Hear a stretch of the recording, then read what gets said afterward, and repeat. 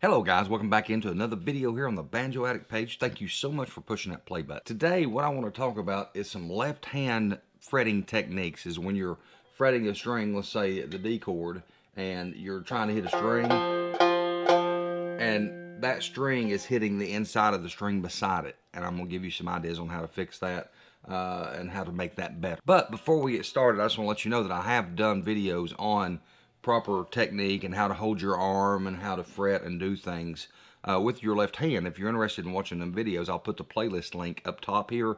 Just click the link. It'll take you to all them videos that show all the proper technique. I'm not going to be going through all that in this video as far as holding your elbow in against your side, getting your wrist down, things like that. I'm going to be more or less talking about the actual fingers on the fretboard and what you need to do up here to solve the problem of your fingers hitting the string. But first of all, it's coffee time.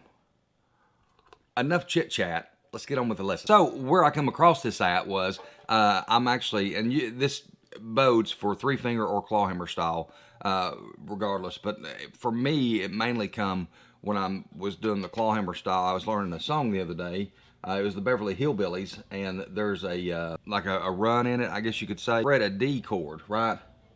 And you have to pull your index finger off of that third string and pluck it, and then hammer onto it. I missed it. But you hear that? It's hitting my finger right here.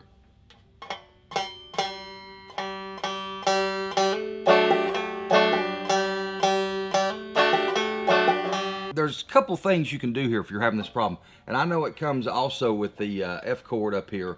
Like if you got the F chord and you got to pull your middle finger off this third string. And for me, it always happens on this finger right here, on this. And the main reason it happens to me on this finger is because if you notice the rest of my fingers, I can get a nice, like a nice 90-degree turn at that knuckle, right? My middle finger, you can see it's got a nice 90-degree turn at the knuckle where I can come straight down on the string. My index finger is the same way. I can get a nice 90-degree turn on this one. This one here, I got stuck in somebody's face mask in high school, playing high school football, and so this thing will not bend. That's as far as I can get that one to bend. Now I can like press into it and try to get it, but you will never get the angle that these are getting.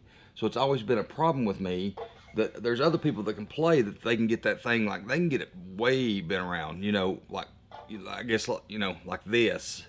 Well, I don't know why, but since that football, I can't do it. So what I do to compensate for it, there's a couple of things. First thing is, if I'm in this position, now something else you got to understand too, when you're practicing this, your hand's in that position a long time.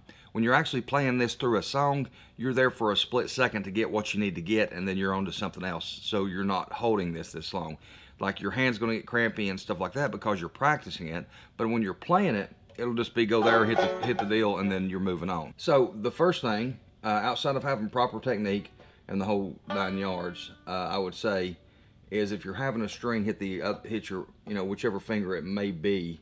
On this particular instance, I could take my ring finger here, and when I'm going to hit this chord, I can just push it out. So I'm saying I can just take my ring finger and just push the string outwards. See that? And now,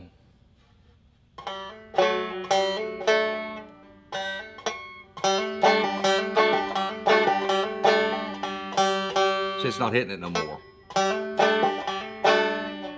But it kind of distorts the sound a little bit when you go to doing that, pushing that finger, you know, out that way.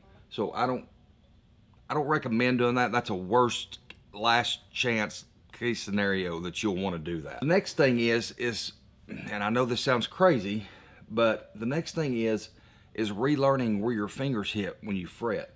Because what happens is, and I fall into the same boat, when we all are learning these chords and learning to fret, we get used to putting our fingers in a certain position on the strings. Like we're used to the strings hitting a certain place on our fingers. If you're used to your finger hitting that certain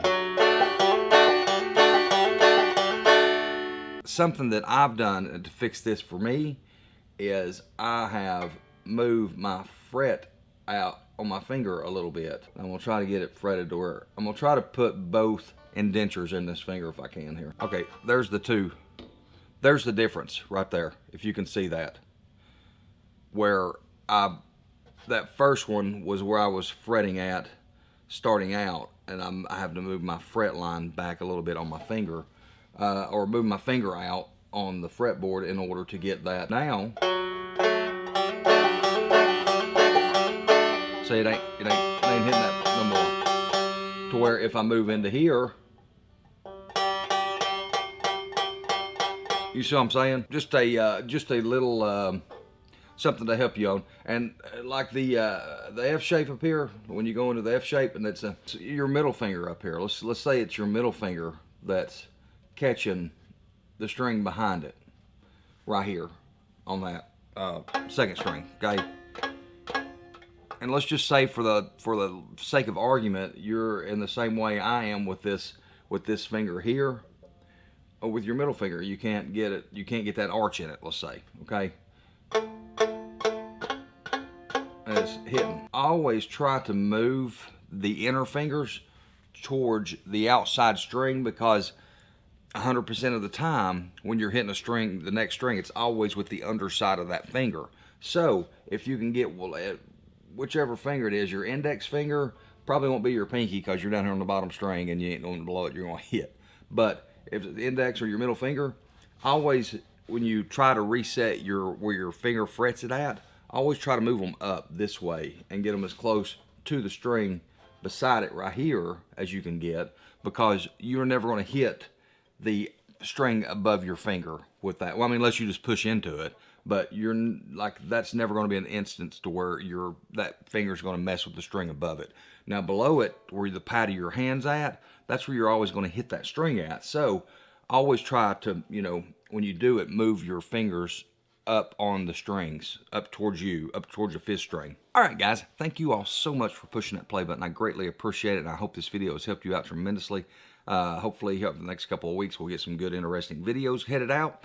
And if there's any videos that you all would like me to do, or have questions that you would like me to answer on a video, please leave them in the comments, guys. I'll be more than happy to do a video on it. Here pretty soon, I'm going to start into, I'd say pretty soon, it'll be in December, but we're going to start into maybe learning some Christmas songs for the 5-string banjo for the 3-finger style. With that being said, guys, thank you all so much, and we'll see you in the next video.